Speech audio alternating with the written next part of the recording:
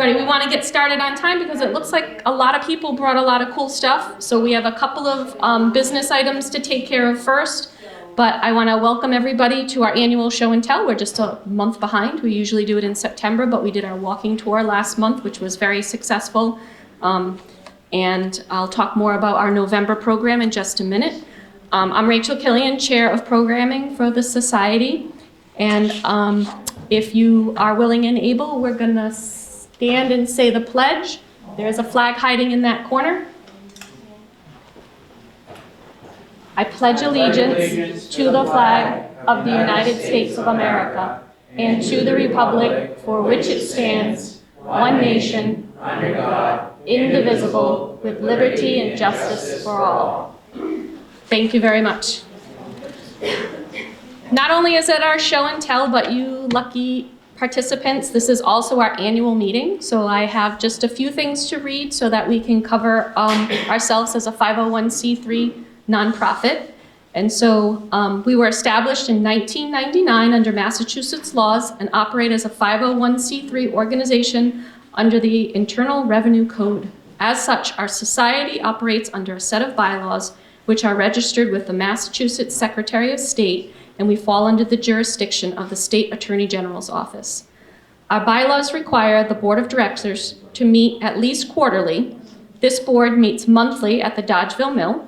Anyone is welcome to attend our board meetings. They're the second Thursday of each month, so you just missed last week's. And they're at 6 o'clock at the Dodgeville Mill on South Main Street, and we enter through the South Main Street side entrance.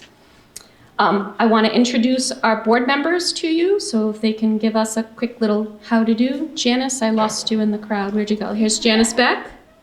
We've got Gary Demers up front. Brian French, casually resting in the back. Betty Fuller couldn't be here tonight. I'm Rachel Killion. Barbara Kramer is staffing our sales table, and Brian Ludwig is not here tonight. The purpose of the society is to preserve, promote, and develop the historical assets of Attleboro and to educate its citizens as to its historical treasures. We fulfill this later part of our mission by sponsoring free programs such as the one you're about to enjoy.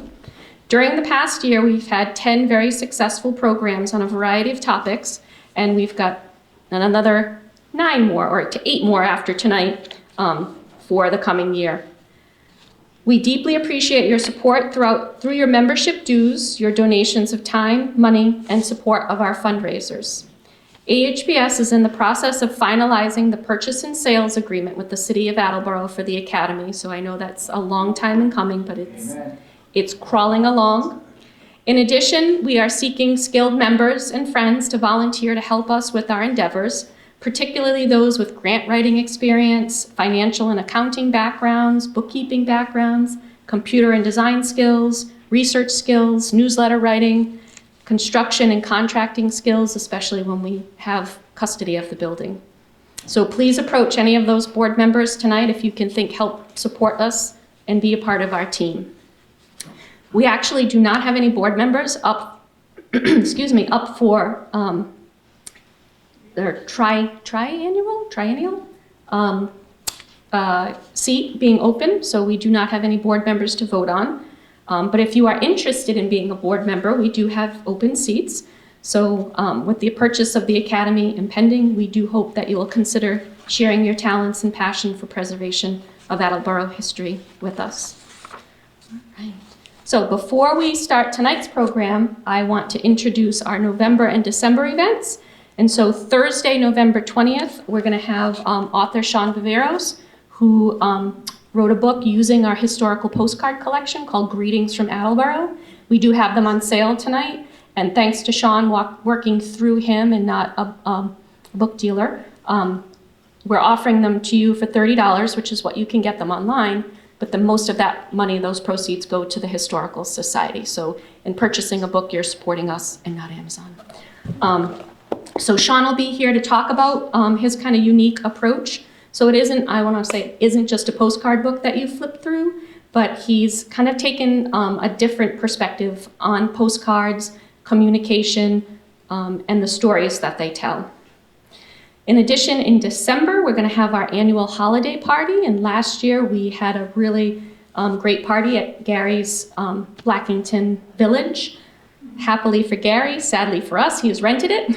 So it is not available for us to use this year. So we're gonna be at the good old Florence Hayward Suite Clubhouse, so an old favorite in Attleboro. So that's now part of the YMCA.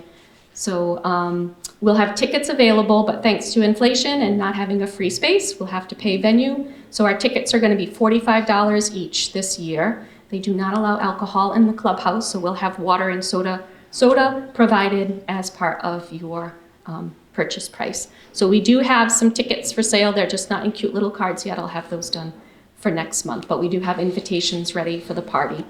I don't have programs available for next month. We're still trying to hash out a couple of dates, but hopefully in next month, that's my goal, is to have the nice printed out list of programs of our 2026 programs available for you. All right, and I think that is all the business that I have, and thus concludes our annual meeting and our announcements for the month. I'm gonna start us off just because I need to get the document camera ready. So this little guy right here is a document camera. And I'm gonna start with, I'm gonna call it a good old faithful that a lot of people I think know about, but there's always the few people who don't know what they are. Should I use the microphone? Is my teacher voice good? All right, I'll use the microphone. These are Attleboro city directories, and they came to us through the estate of Brad Pittman. And so I'm not sure if everyone had heard, but Brad passed away over the summer. And so in cleaning out his belongings, the Historical Commission and the Historical Society, and a lot of people that visited the yard sales, got a piece of Brad's estate. And so these were donated, and there's the 33, 35, and the 40-something city directories. And the city directories, if you've never looked through them, are amazing. They are a wealth of knowledge. They're not quite phone books yet. They're telling you where people live. They're telling you their occupations. They're telling you their spouse. They're telling you where their businesses are. They're just amazing. And so they tell you that information alphabetically, and then you can also look in the back and you can look up through down the street and see who neighbors were. So if you know your house address, then you can find and kind of work things backwards.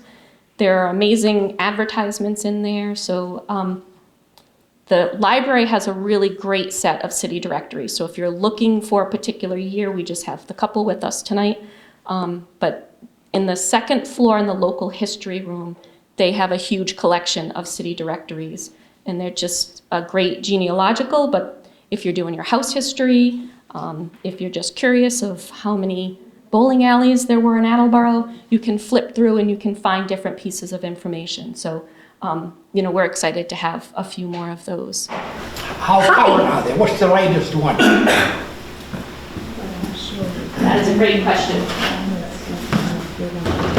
Do they still make that? They don't make the polls. You have one from 1977 in your office?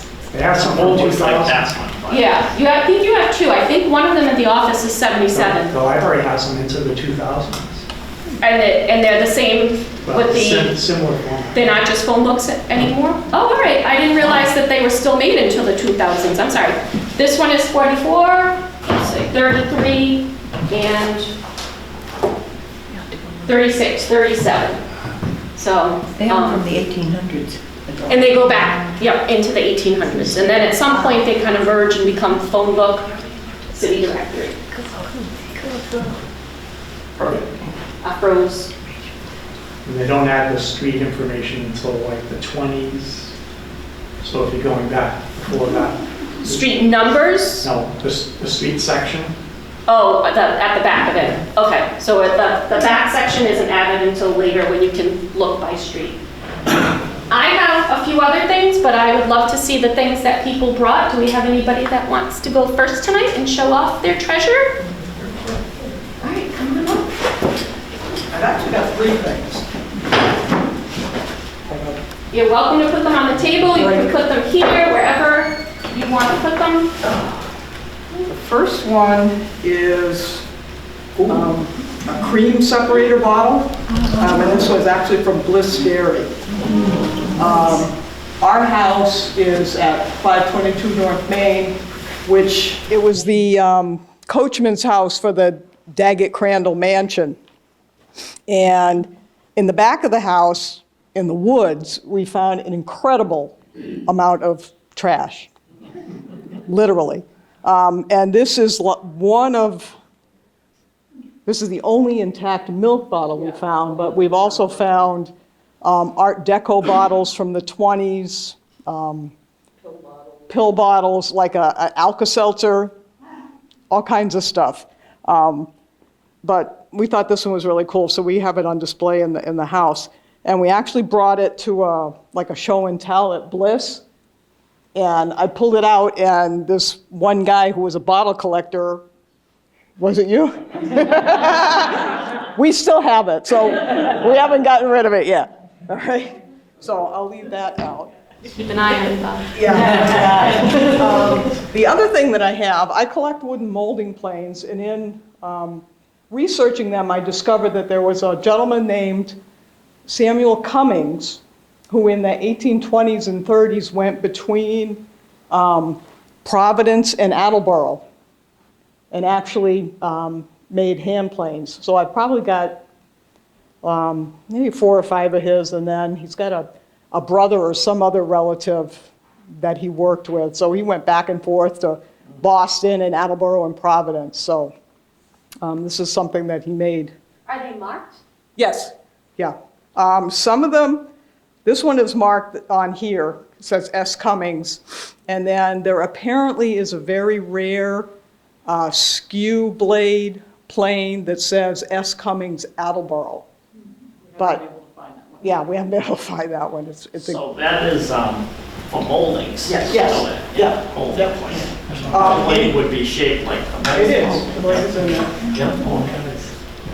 See? So, So that's how they make moldings. Yeah. If I was a more clever person, I would try and sharpen that blade.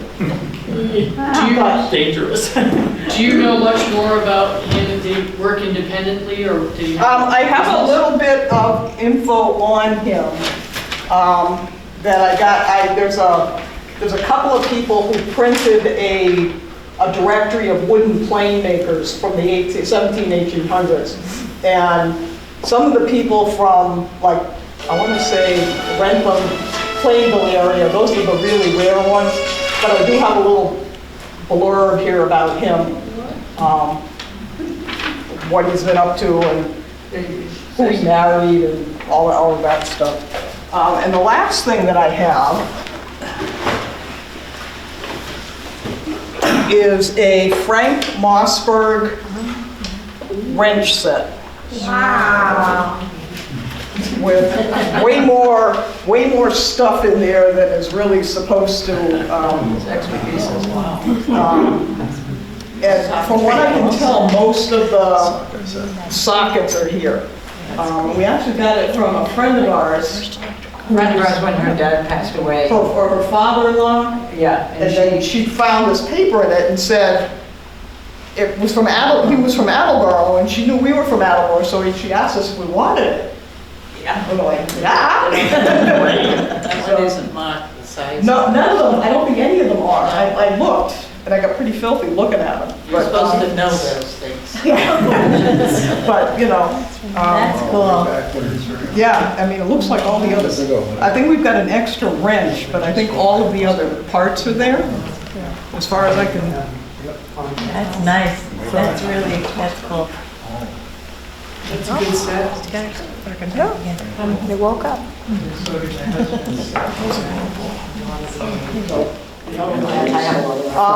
A friend of ours found it in her father-in-law's house after he passed away. They were going through the house and cleaning it out, and this paper was in the box, and it says Attleboro on it, so. Oh, yeah. Oh, they looked it up online. Yeah, so, Okay, very good. and she knew we lived in Attleboro, so. I have to say, this invention changed so much of the workmen to have to hand turn with a wrench bolts to now have a ratchet. This was equal to today where workmen have battery operated tools. This transformed the society of working. So Mossberg invented the ratchet? He invented the ratchet right doing that. Wow, that's amazing. He was a great inventor. He worked on electric cars. He had his electric car. I've seen a picture of that. They were his own size wrenches too, right? Were they standardized? Or was it his own size? So the earliest set had square lags because they didn't have nuts and bolts. They had lags for wood and it had a square head. So these have octagon heads. The other end of it is square though. But that's for the ratchet. Oh, okay. It's a square ratchet. But the other side is for a lag in their earlier sets. That, again, these craftsmen had to hand turn a lag into a piece of planking. And very time consuming. So I mean, this transformed industries where they can become more efficient. Much like today, again, with the handheld battery operated tools, you can speed and efficiency through projects. Not charge them any less, just speed and efficiency through projects. All right, thank you very much. You coming on up? Sure. All right. This will be quick. Do you want me to be your Vanna, or can walk around while you talk about it? Or I got the camera working. I'm not shy, so. This is my grandparents. And this is their 1899, so it's 100 years ago from the start of the historical society. I call that big now. This is their wedding picture. Wow. It was, as far as I know, it was done here in Attleboro, because they were married here in Attleboro. Who are they? And this is, I always have to look at Edward and Ruth Sears. Just take a look at her waist, lady. Yeah. So my father was Ralph Sears. Okay. Yeah, you would know her. Yes. Yes. So this came as part of the inheritance. So this evening I just said, oh, the picture can come. But I got quite a few things because Ruth was a big knee. So she got a lot of the stuff from the Sears and she kept it over the years. So when they passed away, I got all their stuff. So anybody wants any of it. So it's just, it was an interesting, you know, picture from that time period. Yeah, a little bit of colorization, and I don't know how much it's faded over the years or what, you know. Makes it look nicer. Yeah, so they're now up at North Purchase. Elaine, was she a Bigney from S.O. Bigney Company? Yeah, Ruth, my Aunt Ruth was from the S.O. Bigney Company. She grew up on one of the big houses that used to be on Calvin. Oh, the one next to yours, down? That was Bigney's house. Yeah, all the big mansion, the Yeah. condos are. Yeah, Okay. yeah. So, Elaine's father Ralph was on the historical commission, and he's one of the people who helped put together our historical. and I didn't even know right around the corner was this Sullivan's, what Sullivan Street was all about, and the doctor, and Oh, there's yeah. a graveyard there, and I said, I've been walking my dog past there for 30 years, never knew. It was always open road. It was always open road. It still is. That's a challenging graveyard, that is. It is. We're working on getting that under control, so that's not leading. Maybe I'll walk over with my weed whacker. Oh, all right. And have the neighbor jokes. We had some goats instead of a dog, we might help that. All right, thanks, Elaine.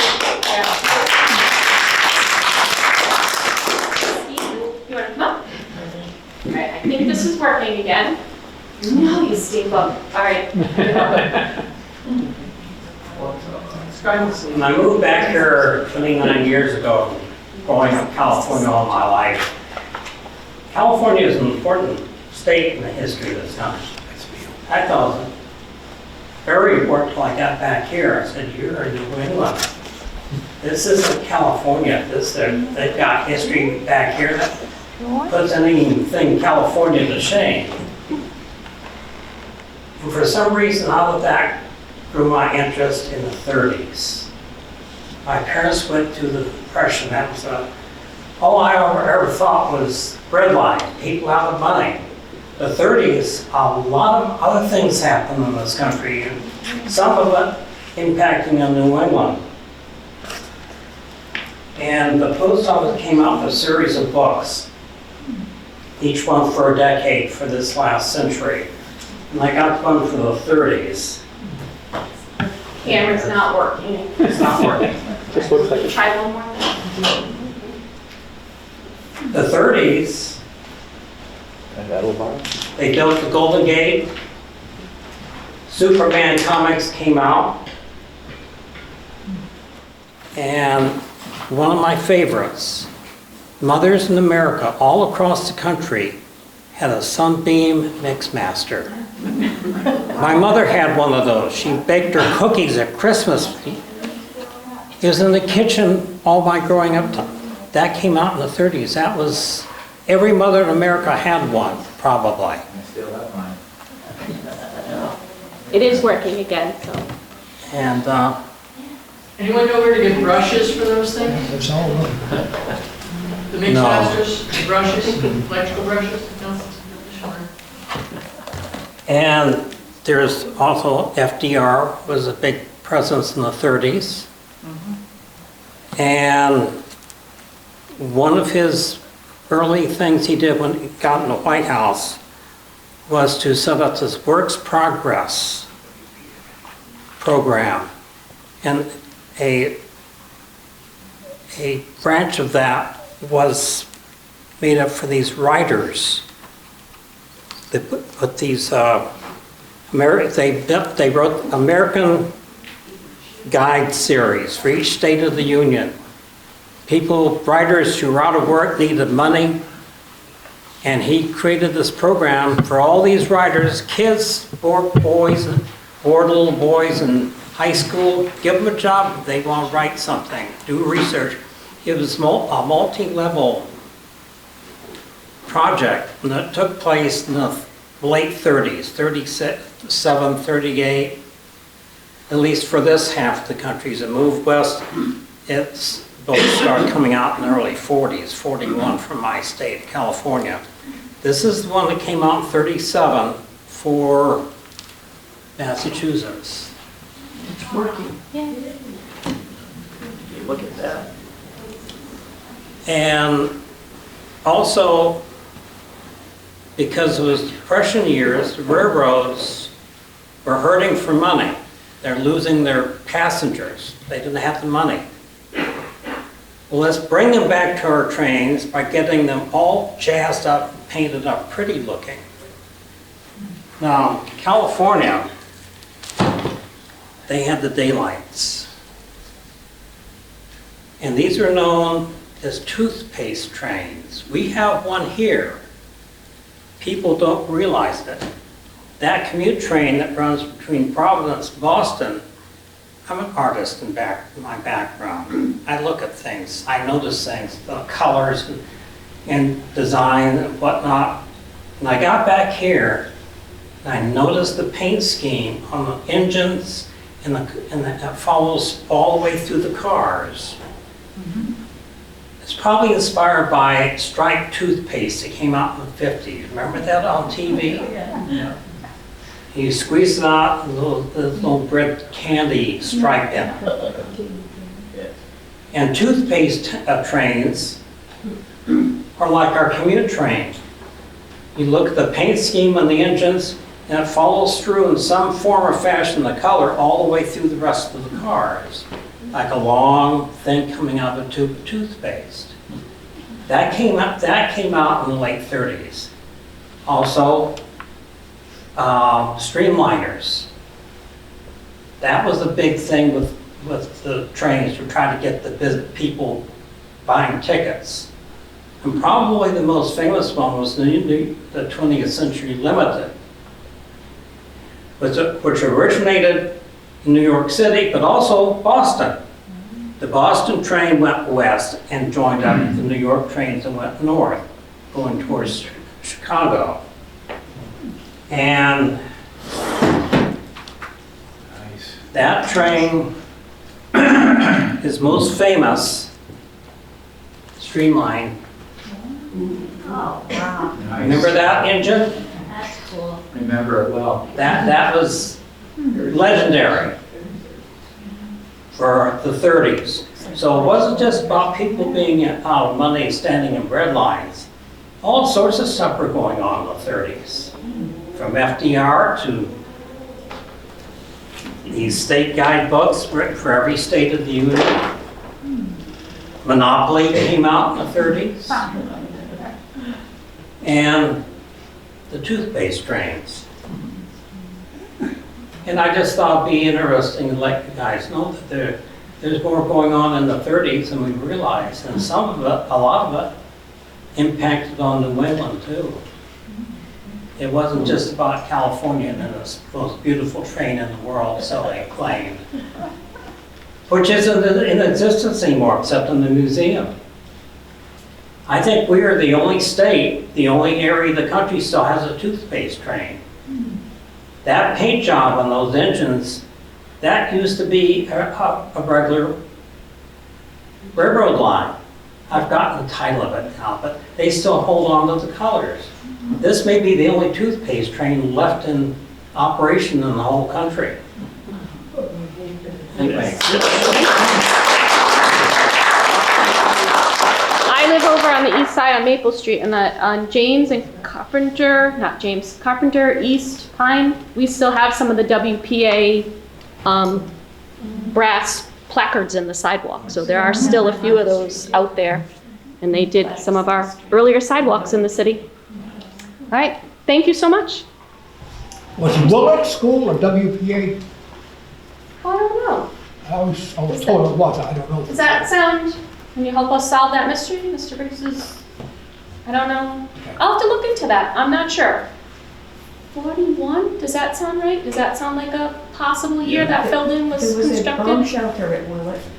There was a bomb shelter at Willett? Really? All right. Wow. So it could have been, it was just prior to us going in the war, it's being built, so I'm not sure if they were still doing projects at that point. Right, awesome. I'm just trying to keep this awake so that it doesn't freeze. I went to sleep. All right, next.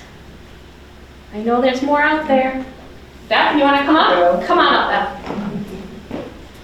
I love Facebook. Is that I hate Facebook, but I love Facebook because it connects people to things. And so Beth found something on Attleboro, and she works in town here, so she brought it. And I'm going to wake up my thing while you tell people what you brought and curse this thing for going to sleep too quickly. Well, I'm a Rhode Islander, not originally, but originally from Maine. So I am a history buff. I love old stuff. I'm always picking and pawing through stuff that I shouldn't, probably half the time. So if you're familiar with all the businesses in town, I'm sure you're familiar with Nostalgia and More. Sorry. Who has since moved out of their location, unfortunately, because of the rent and the price of, things nowadays. So the other day, probably about a week, 2 weeks ago, maybe, they had a sidewalk clearance sale. Everything was in bins, pick and paw, whatever you want to do. Everything was free. So on my lunch break, I work right on Perry Avenue at EMS, and I've been Attleboro's my second home. So I spend more of my time here in Attleboro than I do at home. But, so I stopped on my lunch break and I'm like, I'm just gonna go see what they have. So I'm there and I'm looking through stuff and I see this guy grab like a bunch of newspapers out of a tote. And I'm like, oh, that's kind of cool, So went over to the tote, started pawing through. The first thing I pulled out was an old Life magazine from '63 with the whole article of John F. Kennedy and the assassination, which I kept. But sandwiched between two Life magazines was this gem. And I had reached out to the Historical Society because I tried to do some research on it myself, and the internet is a wealth of information. And when you can't find something on the internet, it's baffling. And it makes you think, wow, well, am I like one of the few people that is seeing this? Because I don't see it anywhere. So I reached out to the Historical Society, and Rachel got back to me, and we went back and forth. And so here I am, because I don't think that this is something that should just be trashed and thrown away with a bunch of old newspapers. So what I have here is the 200th official souvenir booklet from the incorporation of the town of Attleboro, as it was a town still in 1894. So as of this year, this is 131 years old. And like I said, I like old stuff. But this was printed by the Attleboro Daily Sun. And it's so cool because you can see the print on it. When you hold it up at an angle, you can see that the plate marks are still in the paper, and you should look at it close up. It's really amazing. And then, like I said, I've probably been between Attleboro and North Attleboro. Spent the past 23 years of my life working here. I worked for Leach and Garner. I worked for Stern Leach. All in metals and manufacturing. Attleboro is a great town, city for manufacturing. And I thought it was cool that on the back there was a letter from Dennison Manufacturing. Oh, we locked up. Dennison Jewelry Company had written a blurb on the back of the souvenir booklets talking about the town. But there's an article in there on John Daggett, if you're familiar with him. A lot of people should be. Some old ads, some old pictures of the way some of the buildings used to look. So it's really one of those things that is priceless, so I'm donating it to the Historical Society. Wow.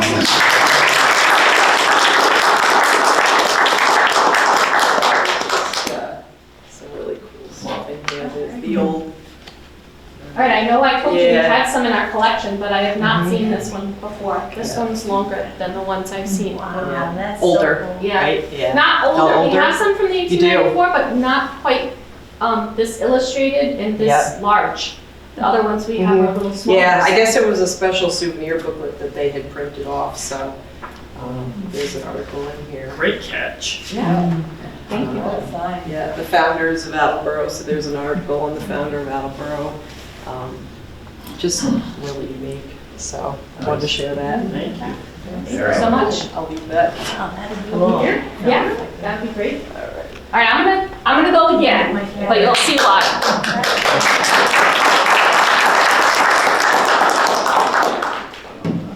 So, gonna roll away.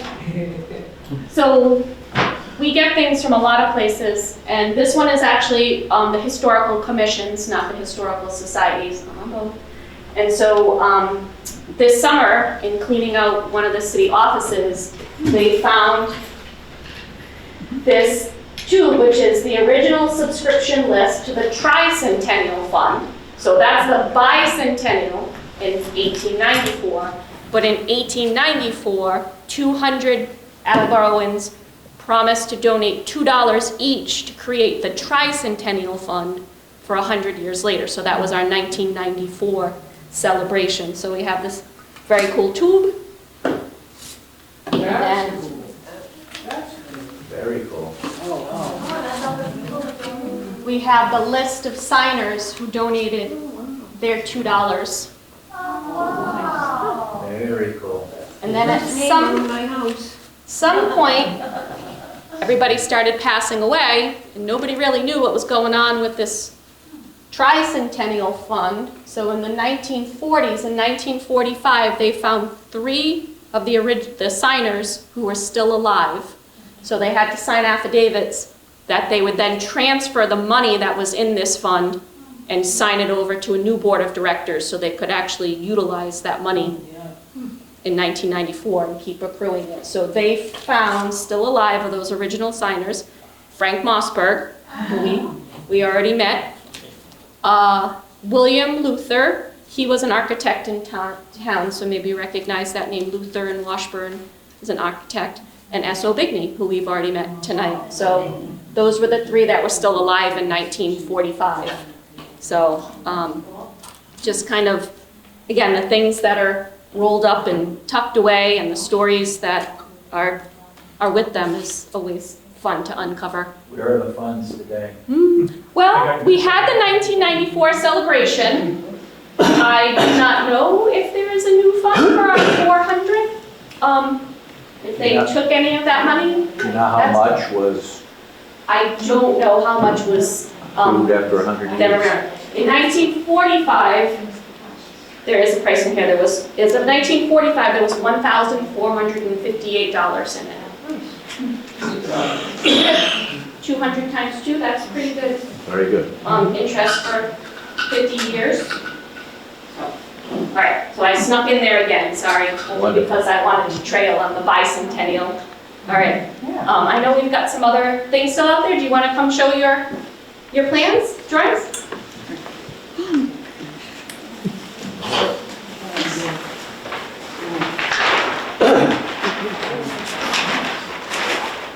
Hi, my name's Lynn, and I am the current owner of the William L. King House on Holden Street. And I don't know if we're gonna stay flat. Okay, I can change this side for you. My husband and I bought the house 6 years ago when we saw a for sale sign come up.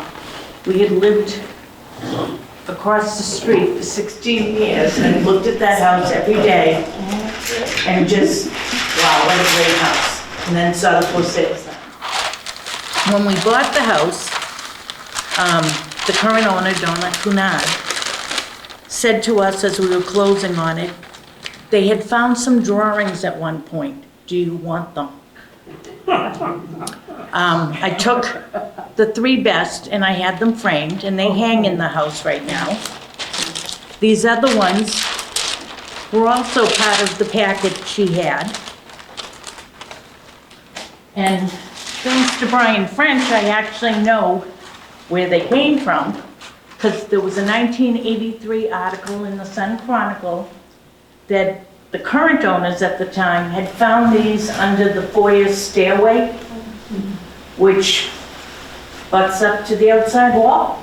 There's nothing under there except for the dirt floor, the wall, and I now have a little half bath that joins into the other side. I don't know if any people.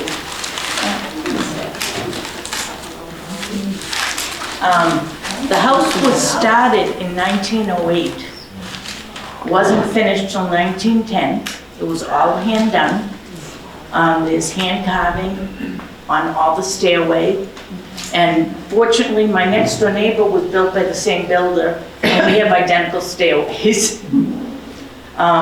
One thing we found out looking into this, and thanks to the realtor, the buyer's agent who sold us the house, William L. King was one of the principals of E.H. Gilmore Jewelry. So he was considered an important person back then. The house is absolutely gorgeous. It's... It had push button light switches.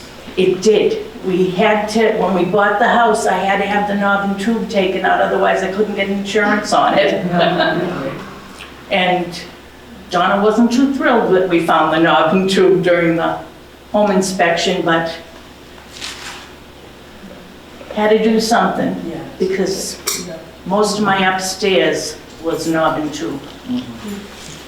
So the 3 that I have framed at the house are the different views of the outside of the house and the conservatory, what they call the conservatory, which is this little greenhouse on the side. But in here, along with the protege, there's also a landscaping diagram. Nice.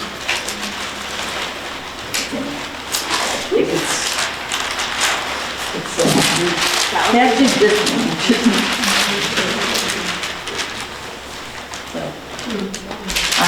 So I can tell you exactly what they had for original plantings in the yard, and which ones still exist. And from what I can tell, just about everything in that house was hand cut, hand carved. The floors, you can see when you go up to the top of the foyer, where the pieces were all hand laid and fitted into each other. I had a carpenter come in and say, I want to buy your floor. There's some of the other details to show off.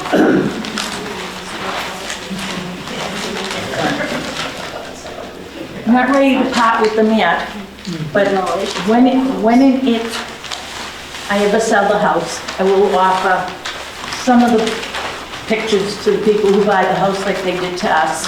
If not, it is in my will and trust documents that'll go to the Historical Society if perchance they don't want them.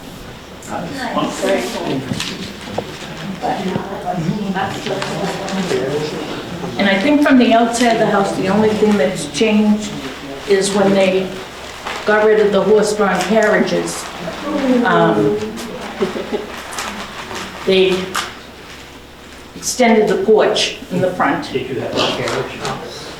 I didn't have a carriage house. I built a little tiny garage in the back, but it was made as a garage and meant to be a garage. That was done, I think, in the 40s. So that's at the corner of Holden and Bank. and Bank. It's the blue Victorian. I thought that was that. Yeah, I mean, we looked at it for 16 years from across the street. Thank you for bringing us. Sorry, they're a little wily.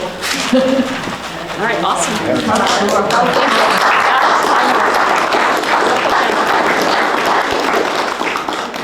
We are hoping to resurrect our house tour soon. So, Marion, I look like you're ready to come up. The only thing is, mine isn't really that Attleboro. We love everything historical. Okay. We don't just people, but it's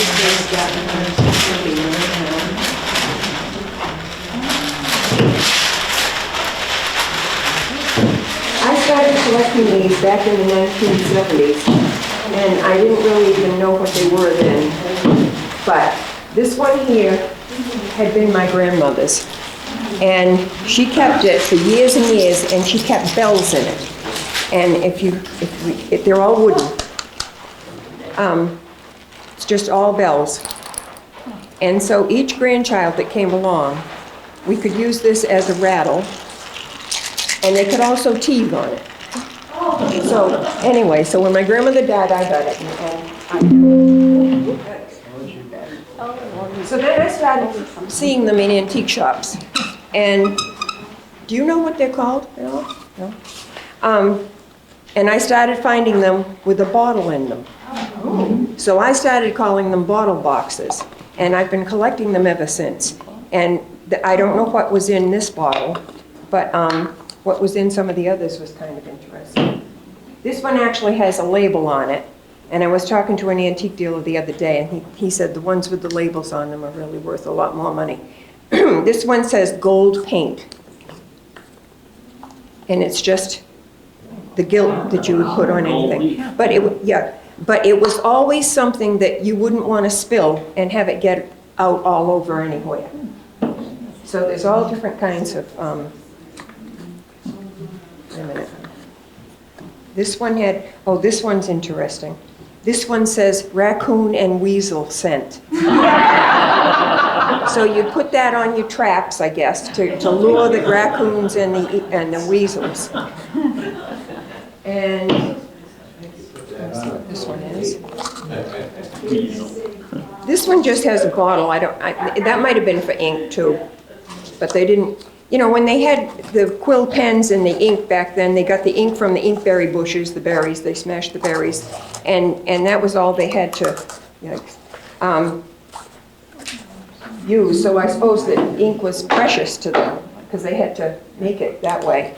So I thought in the beginning that maybe it was an insulation thing because you'd have these glass bottles sitting around and no central heat that, you know, it could have frozen or whatever, but I don't know, I was talking to somebody today and they said, no, they didn't think so.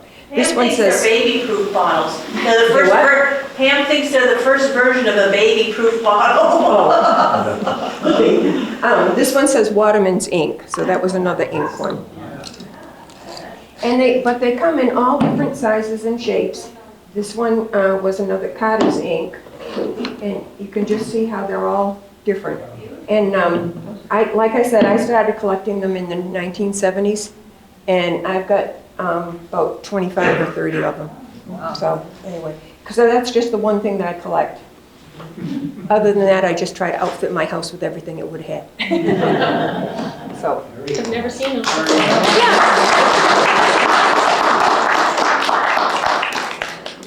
still calling them bottle boxes. Yeah. Maybe when you transport them, they don't break as easily because they've got that buffer. Yeah, yeah.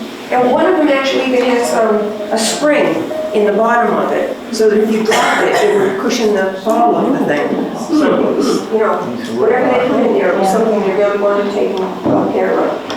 I would think solicitors would want it in something like that to protect them while they were traveling between husbands. Bob, you ready to come up? Oh, sorry, Pam? No, she was just, Oh, you should stretch it. she was just being expressive. All right. Bob, you got something? Does it have to do with Attleboro? Nah, we love all Okay. history. Because I was gonna just, like, connect it to Attleboro with, like, white lies. But It's only 6 degrees of He's separation. known for that. yeah, I'm known for my We can white get it back to lies. Attleboro. I'll share a couple of 3 things. One's a little bit more exciting than the other 2. But I'm Stephen Trimble. I'm the pastor of the Baptist Church in North Attleboro, and I'm from Cape Cod. And I'm actually the president of the West Barnstable Historical Society, and have been and will be for life. But Bob Lanfear is a good friend of mine, and he kind of reminded me of the event tonight. I just grabbed a few things, and I've only been here 8 years, so I don't have a huge collection of Attleboro, North Attleboro material, just like 50, 60 invaluable items that are one of a kind. But I'll give you this is kind of a fun thing. I love history, I love connections, and my father's side of the family came from Ireland and Nova Scotia. And my great-great-grandfather was a shoemaker in Lynn, Massachusetts. And he made these shoes for my father. So my great-great-great-grandfather. So this is one of 2 pair I have. The other one have shoelaces. This has like buttons, if you will, which are kind of cool. You know, so that's one thing. Oh yeah, you can put those. What year would that have been, the shoes you made? Oh, for my father, 1840. No, only kidding. Only kidding. We're talking like 1923, 24. The other thing is my other career, I'm bivocational. I do a few things to make a living, is I sell real estate on Cape Cod. And a very good friend of mine wanted me to sell his parents' home for him a few years ago. So I went over to the home. I'd spent a lot of time there. And I was walking around with him, and we were preparing the home for a sale. So I'm looking around. He's showing me everything. And we go outside, and I noticed there's a patio. And I said, boy, there's a couple of things right there. He says, yeah, they've been there for a long time, but not when you and I were kids. It's kind of a new thing. I said, gee, what do you think will happen when someone buys this home? They'll probably just rip it right out and put something new there. So I said, could I have those 2 things before I put it on the market? Absolutely. So I just simply dug them out. They weren't a big deal. It wasn't hard to do. And we found 2 extras behind the house. And then we found some sand and kind of like made it look like nothing had ever been moved. So I have 4 of these. And if you're from West Barnstable, it's kind of a big deal. And they're kind of cool. And so there's all kinds of stories and myths and the reality. But in West Barnstable, on what's known today as Route 6A, the old Kings Highway, just in the bend of the road, to the north, the Great Marshes, or the Great Marsh. 6 miles of marsh, right next to Sandy Neck, south of Sandy Neck. And there was a brick factory there. So Attleboro was not the only place that had factory. And at one point, something like 1 million bricks were made a year, all by hand, and they were cured by the sun. So there are photographs of like thousands of bricks, being cured. And I knew one guy who worked there way, way back. And so anyway, it's thought that every pallet would be given one of these. So when somebody came and they forklifted, maybe 500 bricks to get onto a train to go somewhere, they would do this. So they'd put W. Barnstable Brick Company, like on the corner, so this is kind of a collectible. If you can equate this to an old timer in Attleboro or North Attleboro or where have you, you kind of know that the guy's an old timer when you have one of these. So some people put it in their hearth or their walkway. There's one in a building that I know of. So that's kind of a cool thing. Use it as a bookend. Yes, yeah. Well, it's funny too that I have someone applied felt. Yeah. But the last thing, and this is really cool. Now, being a pastor, I do talk a lot, so bear with me. I love family history. I've done a lot of research on both sides. I've asked a lot of questions, and I'm the youngest grandchild on both sides. And I'm my oldest cousin. If we get together and swap tales, everything she talks about is old. So my nephews and my niece, if they get together, everything's within a few years. Where hey, Patsy, when was your first concert? Oh, I saw Vic Damone in '52. What was your first concert, Stephen? Oh, it was like in '92. It was a group that you'd never heard of. So there's a lot of difference. But I love that history. So I've asked a lot of questions about one particular event in my mother's side of the family. And my cousin, Thomas, who's got 15, 16 years on me, said, oh yeah, we have a letter. Yeah, it's around here. Well, could you look for it? Yeah, when I get around to it. That's been like 25 years, So I'd heard this story, and one day I was at home, and I was watching the Boston Bruins, and I had this moment. I said, wait a minute, this is really a phenomenal story. And there's got to be another place where this is documented. So we already had the comment about the internet. So I went onto the internet during the first period intermission, and I saw, oh, now that's interesting. So I saw one document that alludes to this. So the next day I made a phone call, and the fellow just was talking to me as if, this was kind of normal behavior for him. And he said, oh yeah, we have a 13-page file on this. I'm like, whoa. And he says, I'll make a copy and mail it to you. So I waited about 2 weeks. I'm like, gee, it hasn't arrived. So I called him up. Hey, Jim, yeah, how about that document file? Oh, yeah, I forgot about it. Okay, here it is on my desk. I'll mail it this afternoon.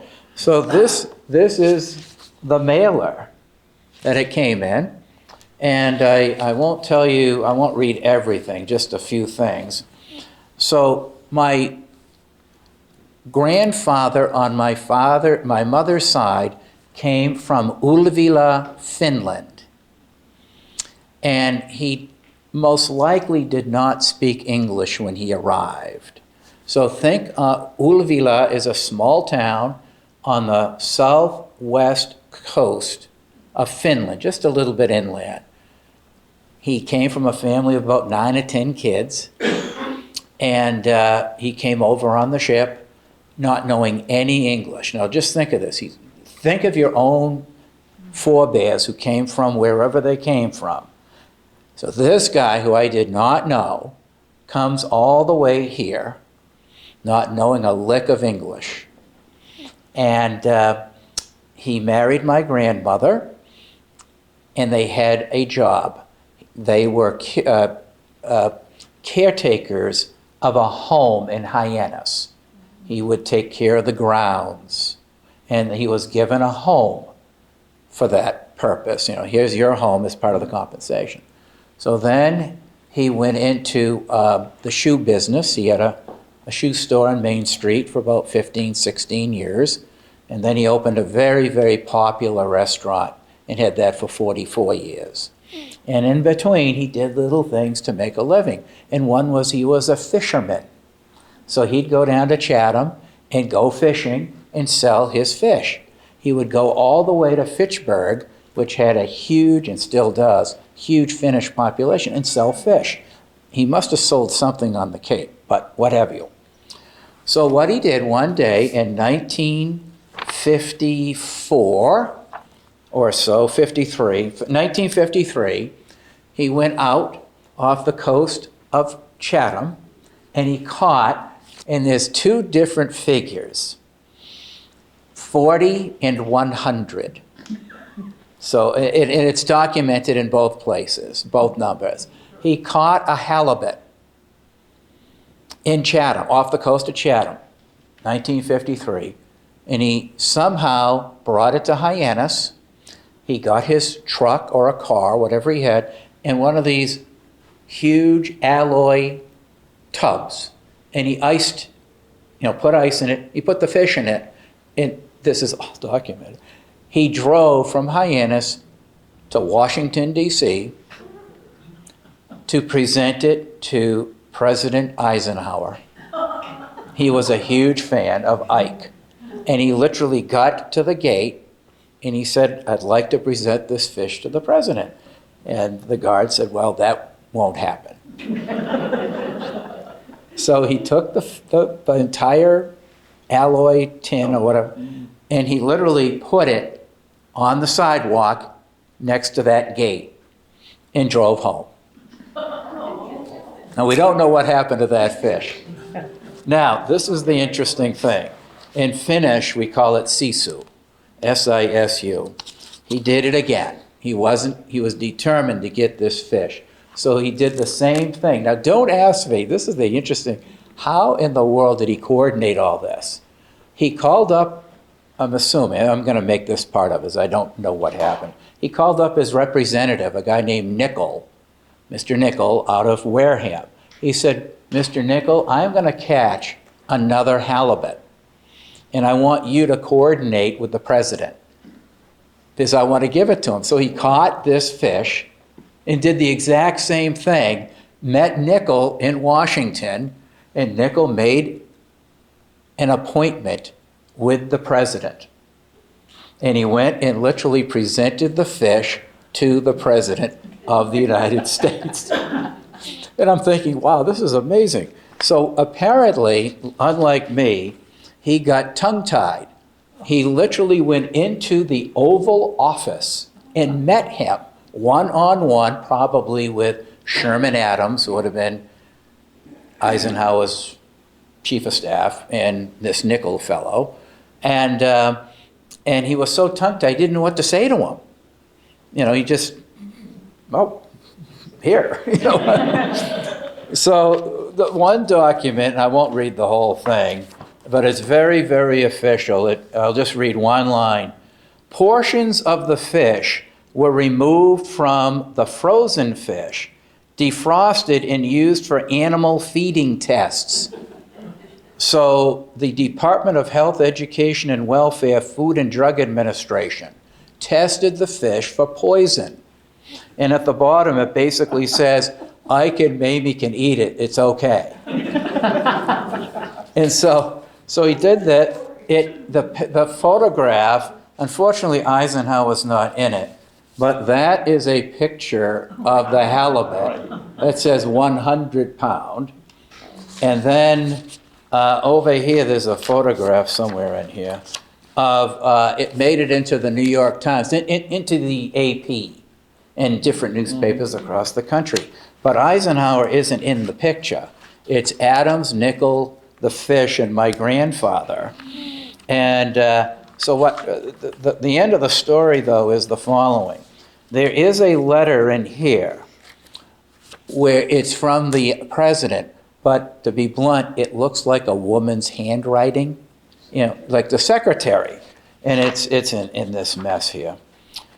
Now, he got home and he had nothing to prove that he was there. There's no photo opportunity, nothing. So my grandfather did not go to worship, did not go to church. And he was kind of beside himself. So he went down to see the Baptist minister on the main street of Hyannis, a guy named Alfred Boutwell. And he said, "King, can you get something from the president to say that I was there?" And he said, "Okay, I can do that."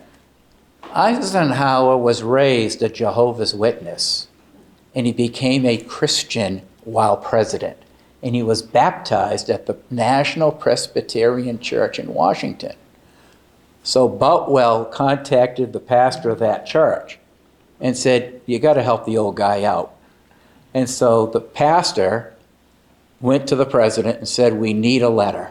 So Eisenhower wrote a letter, and it signed it himself, as it's like that Israel signature, and so forth. Of course, I can't find it here, and on and on. So that is almost the end. I'm almost done, Rachel. The next night, watching the Bruins again, and I went on the Dwight Eisenhower Library website. And I said, what if there's more to this? And there's a few tabs, and one of the tabs reads, Presidential Diaries. And I think every president, at least since Eisenhower, has someone who writes down everything the president does. Literally, 8:08 a.m., president emerges from quarters. 8:15 a.m., meets with, Representative so-and-so. The whole day. And I said, so I got the dates out for both years. And in the this is 1957 when he actually did the Real Fish 4 years later. And he says, in his diary, it says, President meets with Mr. Nestor Hill of Hyannis, Massachusetts, and in parentheses, the man who gave the president a 100-pound halibut. 3 minutes. It's like 10:32 in the morning to 10:35 in the morning.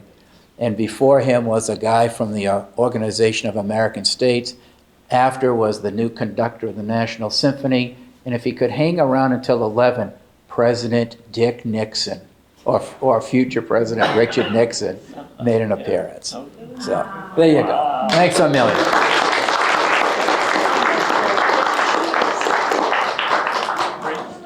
Very cool. So it's a postcard. I collect postcards. I gave a talk here on Attleboro postcards. This one showed up on eBay, and I had never seen it before. And it talks about, try the new state road for your auto trip. And it talks about having a new road that would connect Attleboro, Norton, and Mansfield. And they were going to have a big celebration, the tour of cars on the new road. And this postcard was produced by O'Neill here in Attleboro. And so it's called the Old Colony Road. Is that number 23? So on the picture side, it has this very nondescript picture with an old colonial house on one side. I have no idea where it is. So I said, okay, is it Attleboro? Is it Mansfield? Is it Norton? I know Old Colony Road in Norton still exists under that name, but I don't remember any place in Attleboro ever being referred to as the Old Colony Road. So. Do you know what year they built it? So this has no indication on it as to when it was made. The postcard, it wasn't used, so I have no idea what it is. So I said, well, I know Norton Historical Society has a nice archive of all kinds of stuff. I'm a member there as well, so I'll go there and see what happens. So I went, and they had a nice file on the Old Colony Road.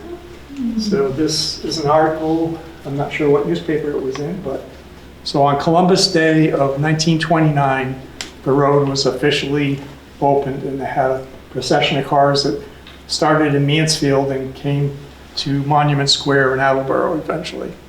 And they had a carnival in Attleboro. They had a road race. I don't know whether it started in Mansfield and went all the way to the Monument Square or not. But the road race happened first, and then they had a parade, and then they had a procession of all the cars. And so it opened 99 years ago on Columbus Day. They may have Or had 94 years ago. They might have had the race in Attleboro on the Speedway. Could be, except that wasn't part of the Old Colony Road, so I don't think so. I'm assuming it might have been a running race rather than, Oh, okay. that's my guess. But anyway, so this was in 1929. It cost $300,000 to create this new road. Wow. So the section in Norton was a bypass that connected like where Is it 140? Bristol Farms ice cream stand used to be. Southwest the street. Yeah, so the road that goes right by the pond there, that was a new part of the road. And then the road that goes by Great Woods, basically, that was another new section of road. So it's partly 123, partly 140, but it was all being referred to as the Old Colony Road at the time. So there is still one section that's called the Old Colony Road. So they also have this, which now identifies this photograph as being on the road from Chartwell Center towards the center of Norton. So now I know the picture is in Norton, but the article says that O'Neill, the photographer, produced 3 different cards for this event. And so they have pictures of the other 2 cards. So another one is on Mansfield to Norton Road, and then there is a view in Attleboro as well. There's So- postcards so- out there so- you don't right. have. So I gotta find the other 2 to go to match. But it also says that they only made 1,000 copies of it, and they weren't distributed here. They were brought to Westfield. Why they were brought to Westfield, I don't know, but they were trying to encourage people to come to Attleboro to join the parade. And so they were distributed in Westfield, Massachusetts. So that's probably why we can't find them around here anyways. So this was an eBay find. So is that the part like where Sturdy Factory is into Chartley?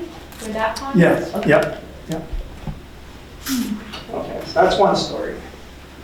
So then, I know, at least 2 months ago, maybe 3 months ago, I get a call at 7:30 in the morning from a friend who says, I'm at this big estate sale and there's all kinds of books and photographs and all kinds of stuff. I'm sure you'd be interested.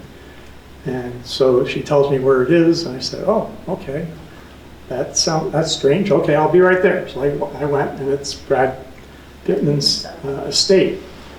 And I know his ex-wife and I know his daughter, and they're there having the sale. And I said, what's going on? Where's Brad? Oh, he had a massive heart attack in July and passed away. I had just seen him maybe a month or so before that at Shaw's, and he was getting a little funnier than usual, but he was still Brad. So I was shocked. And they said, we got to clear out the house because we're going to put it on the market within a month or so, and we're just getting rid of everything. So I started rummaging through things. I'm finding Pittman family photographs and stuff, so I'm giving those to his daughter because I'm figuring she probably wants family stuff if nothing else. And she says, yeah, she'll take any of that kind of stuff. And then I'm finding high school yearbooks and all kinds of other stuff. And she says, well, you're a member of the Historical Society. Why don't you take them and give them to them? So rather than having stuff disappear, because it's an estate sale and people are coming in and they're basically all the books, if you wanted a book free, just take it away because we don't want them. Everything was very inexpensive. So I was afraid that stuff was just gonna disappear. So I took whatever I found. So, of course that's not show. So I've talked to Brad numerous times over the years, and one of the things I found out was a relative of his produced a machine for putting perforations on stamps. So back before the teens, maybe 19 teens, stamps were imperforated. You actually had to hand cut your stamps to apply them. And so, what's his name? So Percy Collingwood, F. Percy Collingwood from Attleboro, designed a machine which would put perforations and would also attach the stamp to a document if you wanted as well. There were a number of different companies that made similar machines, and the stamps are very collectible. If you go on eBay and one shows up, if it's certified genuine, then they get to be, in the hundreds of dollars a piece for the most part. So Brad said that, and besides creating this machine, he also published a newsletter called the Attleboro Philatelist, and it was all for stamp collectors. And so his first issue of it, he described this new machine that he had designed and gave an illustration of one of them. And he talks about how it's used and everything. And it says that the stamp, it tells about the first usage of the machine, the stamps that he had produced for a monthly bargain list, which I don't know if it was something that he produced or somebody else in the city produced, but it was something that was mailed to people as to, here are some novelties that we have for sale at a reduced rate. And so that was the first things that used the stamp. But then the first issue of the Attleboro Philatelist also used the stamp on those that he mailed out to potential customers.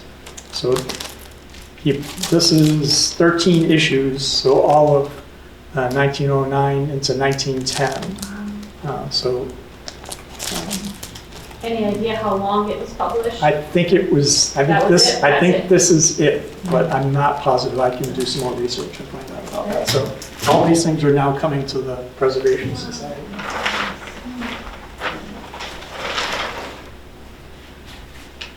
There's a what to do, printed by or for the John W. Money Funeral Home in Attleboro on 160 Park Street. And it basically, if you're looking to find somebody to take care of your loved deceased person, this is a description of what to expect and how to pick out your coffin. It's not a tour guide, Bob. Is this the funeral home that's like the Nurses Association or visiting one of those? Treasurer. There's a Yeah, but I think Cook? Did that become Cook? On Park? Park Street. Yeah, wasn't Could be. it? One right just before on the boulevard. But is it still there? No. It's a house. It's a house now? Oh, all right. I was going to also say the description of the road, the Old Colony Road, it says it started from the Parmenter Switch is where the road started. So I assume that's part of the railroad, I would assume, but I know the Parmenters lived on Pleasant Street, right? On the corner of Richardson. Right. So I assume that's where the new road. So it probably was dirt road for the most part up until that point, and then this was blacktopping it. So one of the things that I also picked up is 1926 Attleboro Tattletale, which was so this was volume, I don't know if that's Roman numeral 2 or if it's 11. But anyway, so this is for the year 1926, and this one was Ruth Nerney's personal, so she's pictured in here. And Ruth had a number of yard sales at the house before the Nerneys donated everything that was left to the society. So this must have been something that Brad picked up at one of Ruth's yard sales, and it does have a picture of Ruth in here. And the tattletales are also interesting because they also have a lot of advertisements in the back of different businesses in the city. Dinner in that bag, Bob? Huh? Yeah, no, I'm a magician. We'll just keep, more and more stuff will keep going. There was a couple of high school reunion booklets that Ruth had kept as well. And then there's a 1929 tattletale, only this was Robert Pittman, who was Brad's father.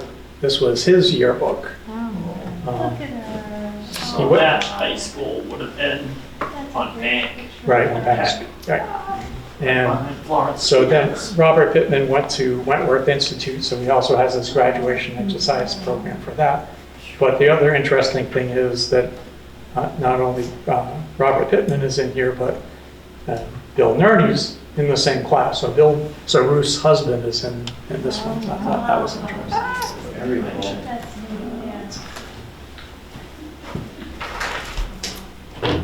And then there's one from 1954, which is, I think, Robert Jr.'s, maybe his freshman year. And it has a nice Demers Brothers truck illustration. Oh, wow. I got that. Was that the front? And then there's one from 55 and 1956. The interesting ad that I thought was in here was, oh, you want to put there? You can put Gary's in first. Demers. That's a good picture. What year was that? This one is 54. So this is 1956, and it says, "The Hot Heads of South Attleboro, a hot rod club dedicated to the safety of pedestrians and motorists." I thought that was kind of interesting. 1956. Brad would love that you're doing this. Yeah, you gotta tell CJ that they did The this. Tattletale was the yearbook? Yeah, that was it, yeah. Is it So they, still called this? Yes. yes, yeah, but back in the 30s and before, they also published something basically monthly. And then they had, the annual was the yearbook. What was the Blue Owl? The The Blue Owl, yeah. Yeah. So this also came from Brad's. It's a seal, but it's for McRae and Keeler Inc., which is the predecessor to Pittman and Keeler. I think I got that right. Anyway, so it does make a nice seal, and they were incorporated in 1921. Bindings and jewelry. And they're across the street, right? At the corner of Mill? Is that where they were, McCray and Keeler? At one point, there's a couple of locations. Yeah. McRae, Keeler, Pittman. Is it me, or do the photographs of anyone older than me in yearbooks look a lot older? Yes. Quite mature. And somewhere in here is the advertisements for when the Pittmans Lead. changed the company. Yeah, let's see what else we have. So that's a matchbook holder for somebody from the class of 1929. Opens up so you can put your matchbooks in. Yeah, the school store. The fire alarm and street directory for the city of Attleboro. List of, yeah, has the box numbers and also for letting schools out, or, you know, whether there was no school and all that. The traffic ordinances and the definition of what a pedestrian is. Another little booklet produced for. And let's see. This is something called the Treasure Book, and it has all kinds of different sales coupons for all kinds of businesses here in Attleboro. Many of them having to do with automobiles, but it's from 1935, so during the Depression years, trying to encourage people to get out and spend a little money on to some of the local businesses.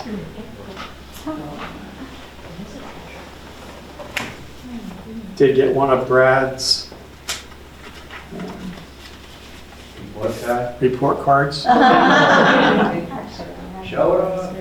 So I guess he didn't like French. He got 0 credits for the year in French. Someone told me a story, and then in looking at the yearbooks, that he graduated early, and his brother is in that 56. Yeah, Robert. Yeah. And he's in 57, but he was 4 years younger than his brother. So Okay, so, It's interesting to see his report card. so this, He was this, bored at school. this is something you can take home and look through. So this is a bunch of correspondence from Brad to his mostly to his parents. Some of it was when he went to college. I'm not sure if he graduated or not, because then he went into the service, so there's a bunch of letters also while he was in the service back to his parents, so that you'll have some Oh, yeah. interesting reading there. Well, what branch was Brad in? Sorry. Good questions. So, let's see.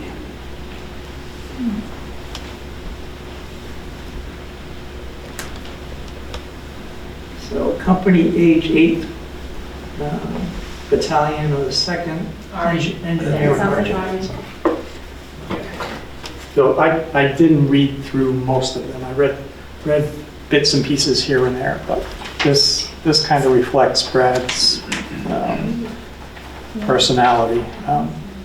So this is in 1961 when he was in college, and he took a trip down to Washington, D.C., and he says, I also went by the largest phallic symbol in the world, the Washington Monument. That's why they call him the father of our country. So I'm sure there's more stuff like that.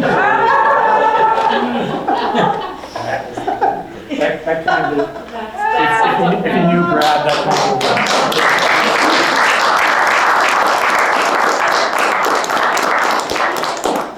How are we doing? Anybody else have something back there? Come on down. Well, I don't get that comment.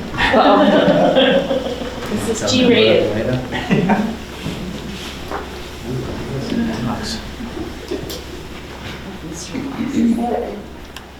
It is a mystery box. My name is Amanda. I've lived in Attleboro since I was 9 years old. My husband and I are about to close on our home over on Hope Street. It was my in-laws' house previously, and unfortunately we lost both of them in the past year. But about 20 years ago, they started renovating. And as they were renovating what's now my daughter's room, they started finding things in the walls. So I don't, yeah, no, of course. Dolls' clothes, old sewing scissors. This is, I found these in 2 different pieces in 2 different sections. So the part that is in the plastic bag was in the box when I found it, when I was looking for things that were my mother-in-law's. And then the top part, I realized that I recognized it, and I found that in the attic about 2 months ago. And it's the Mother Goose stationery for children. The stationery is still inside, unused, fully illustrated in color. Really good. And so the original family had purchased the property in 1905, and the house was built between 1905 and 1910 by the family. From the records that I was able to get from City Hall. They know me a lot now over there. But the Austins had 4 children. One of them was in the Sturdy Nurses Program, and this is the Sturdy Nurses Training from 1925. And it goes over all of the courses, and it's in really good condition, all things considered. This is from, she was also apparently going for nursing at the Memorial Hospital in Worcester. And this one as well. I don't know if they all have dates in them. I'm still going through them. Since finding this, I've talked with you before on the phone, I believe, right? I've gone up to the library a few times. I've gone to City Hall a lot. A lot of the Valentine's Day card from the 20s. This is, I can't quite see it, but with postcards. I have postcards. A lot of family cards. So the Austins had 4 children, and again, one of them was going to nursing school. Their youngest daughter ended up purchasing the house after her father passed away. This is neat. Grace was the mother. and she made paper dolls, and each one is like a closet. They're all hand-drawn and hand-colored. So I'm in the process of going through that family's history. I have found living relatives over, some of them are still in Attleboro, a lot of them are close by. But I let them know I have this, but I plan on making shadow boxes to honor the house and the history. I've been going through the attic. I most recently had moved. The floorboards are all about 2.5 feet square and movable, and I found 4 books of a certain, I forget what the title is, but it was a stories for young girls, like Nancy Drew, but from 1910 to 1915, all under the floorboards. There's only one that's in horrible condition. The rest of them are like really neat. But yeah, it's just a lot of the family's things. Little. Of course, this one is, I believe, the only one that is still intact for the most part, and then I break it.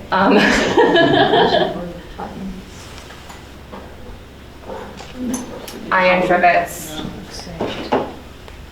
I got another doll. I'm really bad at this. I know. What are you thinking? That the people are building the house and the kids just put stuff? I think they probably just squirreled stuff away. Just hiding stashes. Nailed it. Yeah, as they were removing stuff from the original wouldn't be drywall, but when they were moving that, they were finding things. They redid the floor in that room, and they were finding things under the original floorboards. Really? So I don't know if the paper, if it slipped down or whatever, or if little kids were just hoarding their things. Because there are a lot of dolls. There's a lot of letters from Laura. She was the youngest, to her mother when she first went out on her own, when she got married to her first husband. And then shortly after he deceased, I like this one. It makes me happy. I'm waiting to see if I can find that original iron now. And then after her first husband died, she met and fell in love with her neighbor, who I know the folks who own that house as well. So now I'm working on their family history on top of mine. And we're lovingly calling it the History of Hope, because we're on Hope Street. So, and they were married in 1948 on Valentine's Day. So, yeah. So I thought it was a cool. I'm like, oh, these are the people who would appreciate things like that. Because I've been just hoarding it, and I don't know what to do with it. But yeah, the shadow box is a nice idea to honor, keep it in the house. Yeah, I think so too.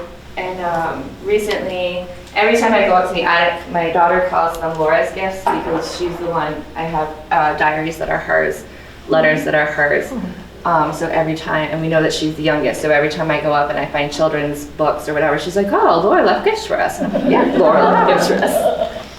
Unfortunately, Laura passed away in the late 80s, so I was a small child at that point. So, but we're trying to find her children or children's children to hey. Yeah. Thank you. Thank you.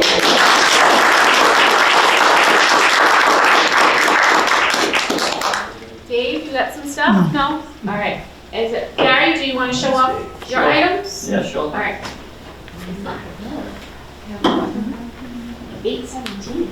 Yes. So I brought some items from the Robbins Company. My name's Gary Demers, and we were invited into the Robbins Company, who moved out of Attleboro, and as the Thorpe group.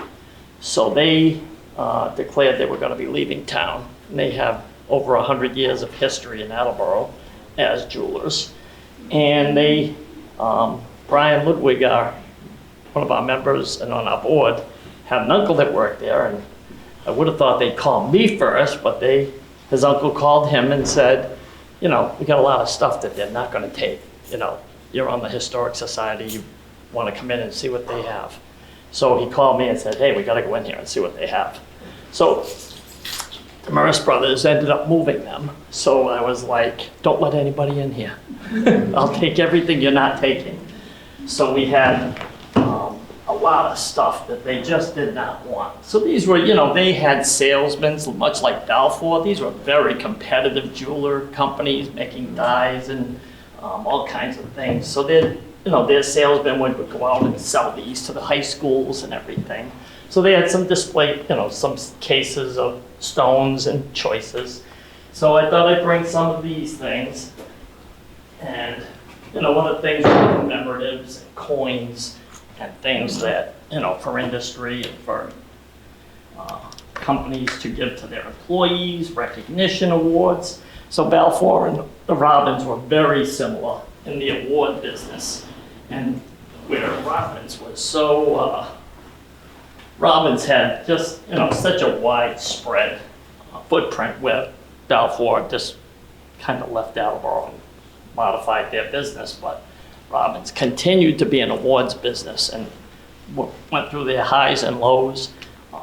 So when we went in and, all this stuff is just going to be thrown away, so we took everything we could for our society and our museum, and just to acknowledge the craftsmen that the Robbins had over the many years, many decades, many generations. When we closed that company, they had tooling, die maker, tooling, benches. They had to have like 50 of them, and every one of them was a tooling craftsman that would hand carve all the dies, all the hubs, and they're just phenomenal stuff. So they were instrumental, actually, in acknowledging the NASA Apollo program. So they made these plates, which they were going to throw away if I didn't want them. And these are casted in clay with bronze. And then they chase these all out. And then they use these to model for like a pantograph to make a smaller coin. Wow. So this is made to make these because their machinery has to have something that they can patent.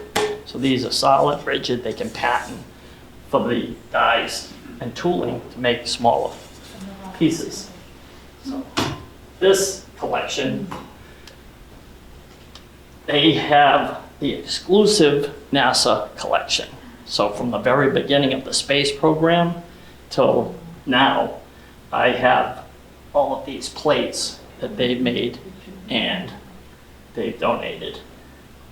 And at the end of the day, they're just phenomenal pieces of history that capture with the coins What is and that? these. What kind of metal is that? This is bronze. Bronze. So this is a shiny one. Most of them are dull, that they need to be cleaned up. This is bronze. But this is bronze, yes.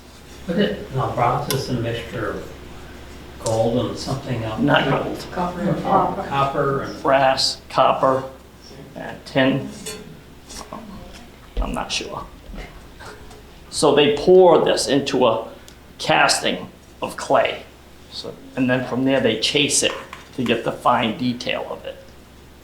But we're gonna have an exhibit of these at some point when we can get them cleaned up with some volunteers and do some more research on some of the other stuff that they have. So I wanted to bring and show you that. And the jeweler's stuff and the coins, and just a little bit of something to share. That's all I got. Awesome.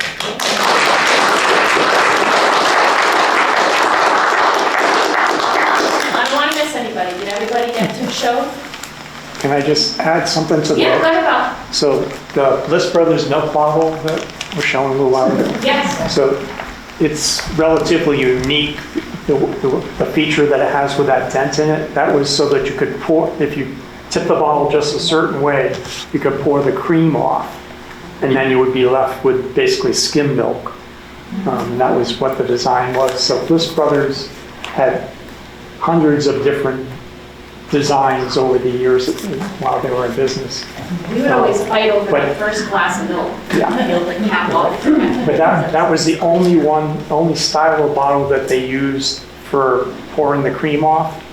whereas most other companies had one that had like a ball at the top where you could put a spoon in and hold back the skim and pour off the cream.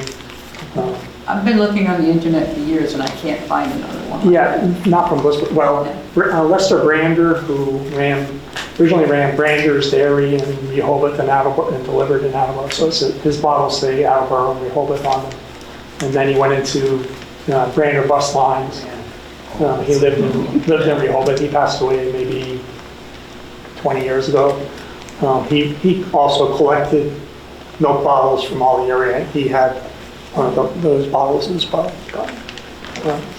It's not a common design. Coesset Dairy, which was in West Mansfield, it's on whatever road leads into North Worcester Street, but in Mansfield. There's a big white farmhouse on the left-hand side if you're going from Mansfield Road towards Norton. They used a bottle that had like a baby face in the cream part at the top.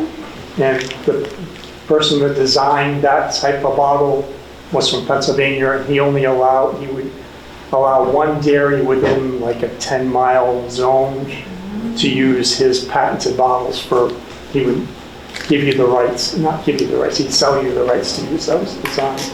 So Coesset was the farm in this area that used the babyface milk bottles. But when they were going out of business in the 40s, probably because they were losing their help to the war efforts and everything. So Bliss bought the rights to make the babyface bottles for Bliss Brothers, but so far we haven't found any. But I know the family that designed the bottles, so that's how I get the story. All right, we want to be on the lookout. All right. Do you have a name, Bob, the family that designed? Oh, it's Pecora. Pecora? Yeah, in Pennsylvania. Should write that down. It's in Pennsylvania. Pecora. Yep. Rachel, Yes, the hour grows late, but it does. I just wanted to talk about, just for a second, ripping up floorboards, let's say. Yeah. We owned this restaurant in Hyannis, and there was an addition installed in the early 70s. And one of my aunts got a Sears and Roebuck catalog, and everyone signed a page, maybe even wrote a little inscription on it. And it was put into what I would call one of these pillars to keep, an interior pillar. And it was nailed in by my uncle who built the addition. We sold the place. The people who had it after us for 20 years, etc. And then finally it went to auction and no one wanted the property. But I went and bought anything and everything that I could recognize as being ours. It was a restaurant, so anything.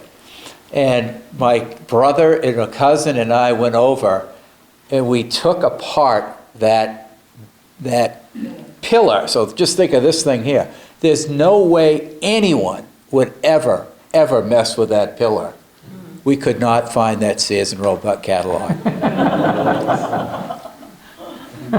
But you're no We'll end on that. Thank you.